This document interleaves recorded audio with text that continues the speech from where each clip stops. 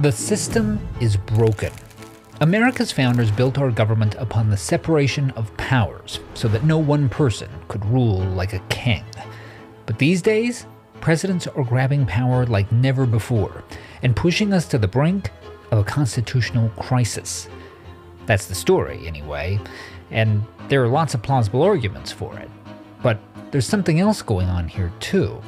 Because in a lot of cases, it's not that presidents are actually getting more powerful. It's that they're trying to fool us into thinking they are.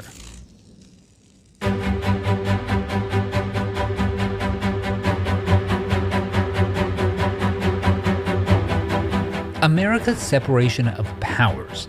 Quick refresher course: Congress makes the laws, the president enforces the laws, and the courts interpret the laws. Straightforward enough, now we can all go home. Except one hitch. As we've all learned over the last decade, we've also got these things called executive orders, with which the president can kind of do whatever he wants. And while we don't know exactly how the founding fathers would react to that, our guess is that it'd be something like, what the f***? Or at least that'd be the case if this was the way executive orders actually work. But here's the thing, it isn't. To understand what's really going on here, you have to understand what the president's role actually entails. You probably think of the job as things like being commander-in-chief of the armed forces and giving big, inspiring speeches. And while that's part of it, being the head of the executive branch also involves a lot of tasks that are really, really, really boring. Yes, you're the leader of the free world, but you're also responsible for things like making sure everything's in tip-top shape over at the Department of Agriculture, which is harder than it sounds. It's in this capacity, as head of the executive branch of government and all its various departments and agencies, that the president gets to use executive orders. And spoiler alert, it's a lot less sexy than it seems. Executive orders can't be used to make new laws. They can't be used to spend taxpayer money that Congress didn't approve, and they can't override legislation that's already on the books. In fact, executive orders don't give presidents any additional powers at all. They just allow them to tell their employees in the executive branch how to do their jobs. And here's how mundane that can be. One of the first ever executive orders was George Washington asking his cabinet secretaries to send him progress reports. Which, gotta say, ruins old George's mystique a little bit. And this was part of a broader pattern. The presidents that came from the founding generation barely used executive orders at all. In fact, our first 5 presidents issued a grand total of 15 of them over the course of more than 35 years. By contrast, Franklin Roosevelt issued about 300 of them a year. So, what changed? Well, a big part of the story is that because presidents can only use executive orders to implement powers they already have, either because the Constitution gave it to them or Congress did, the number of executive orders tends to increase when they're using those core powers most vigorously, as in wartime.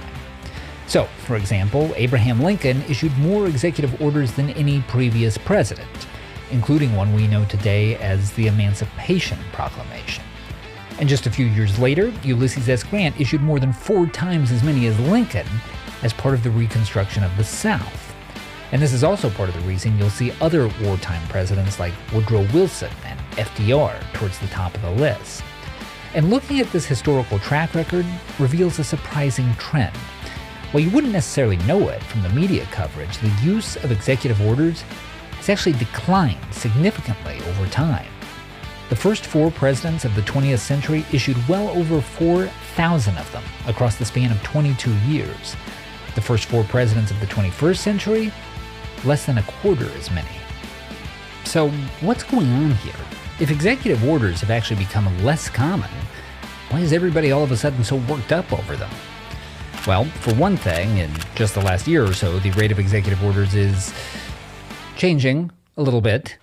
But even still, the issue is less about the number of executive orders being issued than the kind of executive orders being issued.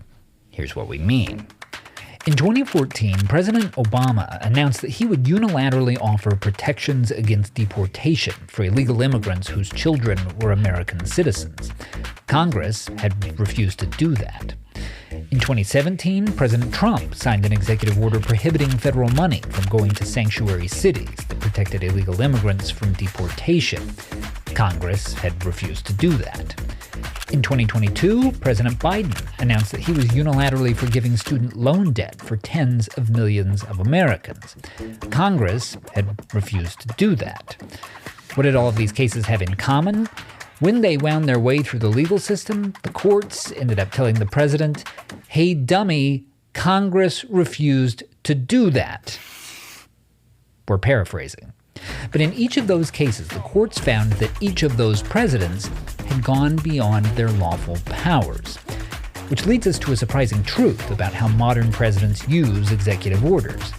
In a lot of cases, what looks like a power grab is also kind of a con.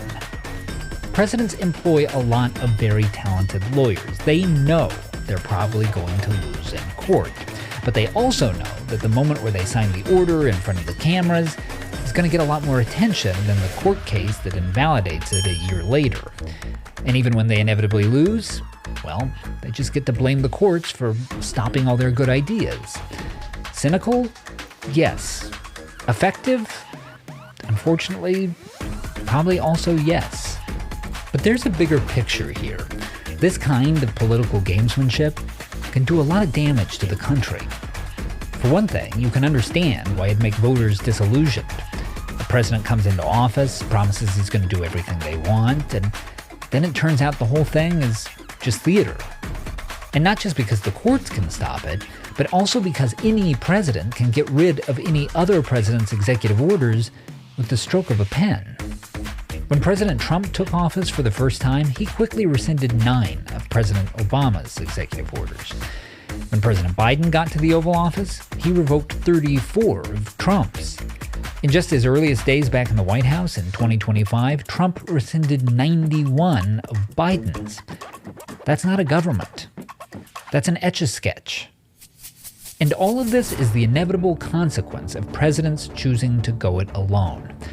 Yes, the process of getting a bill through Congress is slow and painful. It can take years. It usually requires compromise. But as a result, it's durable. It won't disappear with the next president.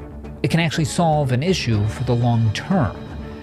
So, yeah, that's harder and less glamorous work than just signing a piece of paper. But don't we elect presidents to do hard things? To find the solutions no one else can? To put in the long hours? I mean, just think of Washington's work ethic.